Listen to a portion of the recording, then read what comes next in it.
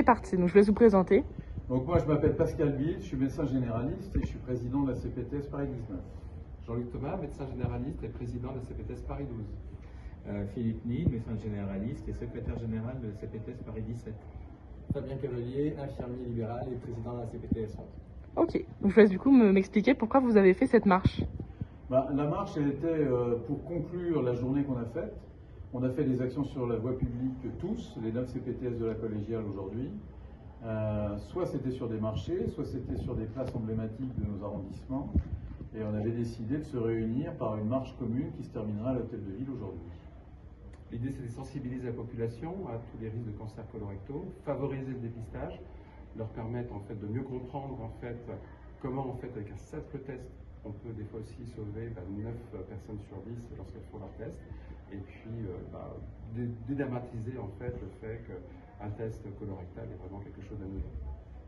L'idée, c'est d'être en commun un petit peu de moyens dans toutes les CPTS pour pouvoir aboutir à un résultat qui est amplifié par rapport à ce qu'on pourrait faire tout seul localement. On a voulu aussi associer les étudiants, notamment les étudiants infirmiers. On profite pour remercier les IFSI qui nous ont permis de participer à cette mobilisation.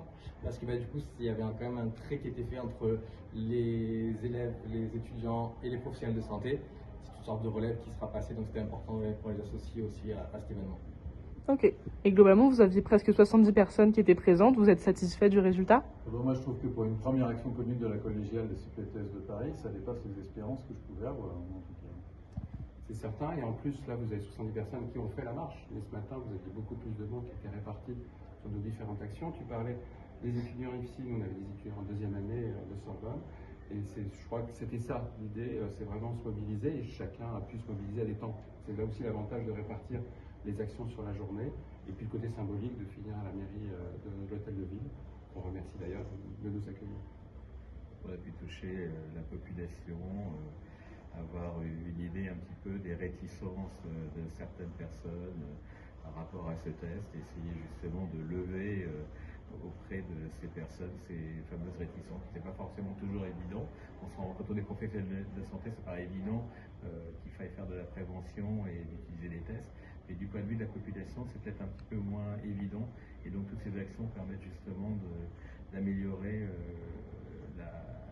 l'utilisation de ces tests.